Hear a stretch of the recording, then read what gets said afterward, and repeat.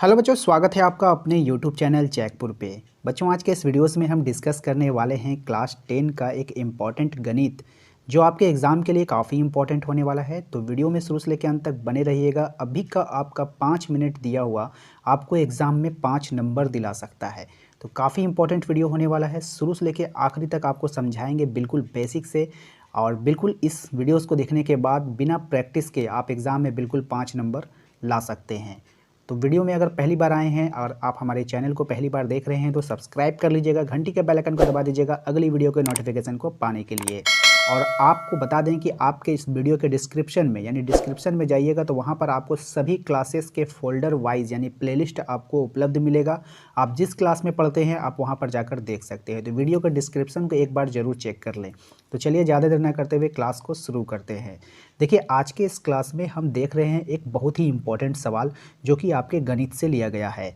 आज के इस सवाल में आपसे कहा जा रहा है बच्चों, सिद्ध करें कि किसी वृत्त के किसी व्यास के सिरों पर खींची गई स्पर्श रेखाएं समानांतर होती है। सबसे पहले हम लोग करेंगे क्या, सवाल को समझेंगे। ठीक है बच्चों, सवाल को समझना है। यदि आपको सवाल समझ में नहीं आएगा तो आपको गणित भी समझ में नहीं आएगा। हम कितना भी समझा दें आपको समझ में नहीं आने वाला है। सबसे पहले आप सवाल को समझिए। सवाल में कहा जा रहा है कि कोई वृत्त है, ठीक है। तो ये आपका वृत्त है, वृत्त का फोटो देख पा रहे हैं। और वृत्त की स्पर्श रेखाएं, यहाँ से इसके दो स्पर्श रेखाएं, एक ऊपर से गुजरी एक नीचे से गुजरी, ठीक है। यही कह रहा है कि सिद्ध करें किसी वृत्त के व्यास के सिरों से पर खींची गई स्पर्श रेखाएं, ठीक है, वो क्या होती है, समानांतर होती है। ये जो दोनों रेखाएं हैं ये एक दूसरे के समानांतर है। और समानांतर क्या होता है आपको पता होना चाहिए। जो भी रेखा समानांतर होती है ना तो वो कभी भी एक दूसरे से टकराएगी नहीं, है ना, कभी भी एक दूसरे से टकराएगी नहीं, बिल्कुल एक दूसरे के सिद्ध में चलती चली जाएगी। तो यही समानांतर रेखा हो गया। दूसरी बात, समानांतर रेखा की कुछ प्रॉपर्टी होता है। जब दो रेखाएं समानांतर होती है, जब दो रेखाएं क्या होती है बच्चों, समानांतर होती है, यहाँ से एक रेखा खींच दिया, यहाँ से एक रेखा खींच दिया और इस पर एक त्रिज्यक रेखा खींच दीजिए या एक लाइन खींच दीजिए, तो क्या होता है, एकांतर कोण क्या हो जाता है, बराबर हो जाता है। यानी कि इस तरह का कोण जो है बराबर होता है और इधर वाला कोण इसके बराबर हो जाएगा, ठीक है। तो ये प्रॉपर्टीज़ ही इस पर लागू होगा। तो ये दो बातें आपको ध्यान में रहनी चाहिए। तो चलेंगे आप सवाल की ओर। सवाल में देखिए अब बनाया किस तरीके से है, हमने ये तो पहले से टाइप है सवाल। हम जहाँ पर आपको जो चीज़ नोट करने के लिए बोलेंगे आप उसे नोट करते चलेंगे, ठीक है ना। तो चलिए देखते हैं। सबसे पहले क्या किया है, माना कि वृत्त सी है और ओ आर में स्पर्श रेखाएं ए बी और सी डी है।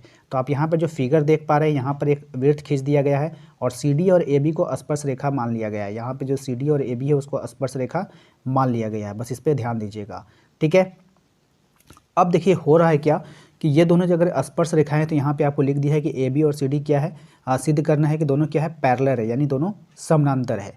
अब हुआ क्या है, अब देखिए जब भी कोई सिद्ध रेखा होता है, ये सिद्ध है, इस पर कोई लंब डालिएगा आप, ठीक है। तो यहाँ पर क्या है, 90 डिग्री का कोण बनेगा। इधर भी कितना बनेगा, 90 डिग्री का कोण बनेगा ना।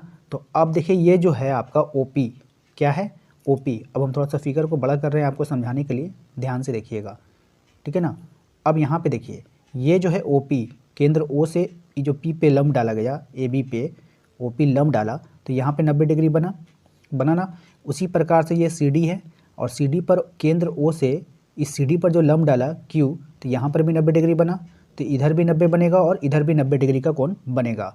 तो अब यहाँ पर आप देखिए क्या कह रहा है, आप सवाल पे देखिएगा कि OP को लंब डाला गया AB पे, तो कोण APO 90 डिग्री, ठीक है, कोण APO 90 डिग्री।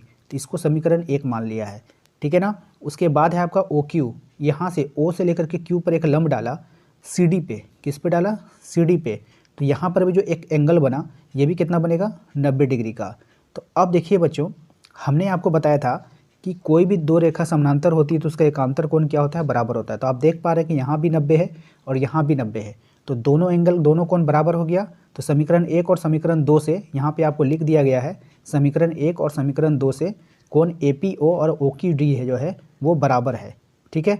और ये कौन सा कोण है, एकांतर कोण है।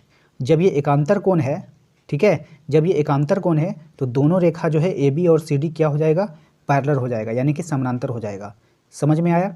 अगर समझ में नहीं आया तो एक बात और यहाँ पे समझ लेते हैं कि देखिए अगर आपसे कहा जाए दो रेखा है और यहाँ से एक लाइन खींच दिया गया है और आपको कहा जाएगा कि ये कोण और ये कोण बराबर है, तो जब ये कोण बराबर है तो दोनों एकांतर कोण है, और जब ये एकांतर कोण है तो ये दोनों क्या है, पैरेलल है, यानी कि समानांतर है। समझ में आ गया। तो यहाँ वही बात आपको यहाँ पे कहा जा रहा है कि जब ये कोण और ये कोण बराबर हो गया तो दोनों कोण क्या हो गया, दोनों रेखाएं जो है क्या हो गई, पैरेलल हो गई, यानी समानांतर हो गई। तो तो इसी से ये दोनों क्या हो गया, प्रूव्ड हो गया। ठीक है बच्चों, तो उम्मीद करते हैं कि आपको समझ में आ गया है। समझ में आ गया है तो जल्दी से वीडियो को लाइक कर देंगे। चैनल पर यदि पहली बार आए तो चैनल को सब्सक्राइब कर लीजिए और घंटी के बेल आइकन को दबा देंगे। अगर आप इससे और भी ज़्यादा वीडियोज़ को देखना चाहते हैं तो वीडियो के डिस्क्रिप्शन में जाइए, वहाँ पर आपको बहुत सारे लिंक मिलेंगे, हर क्लास का अलग अलग लिंक मिलेगा प्लेलिस्ट का, तो आप वहाँ पर जा कर के भी अपने वीडियोज़ को देख सकते हैं। तो मिलेंगे अपने अगले क्लास में। Thank you.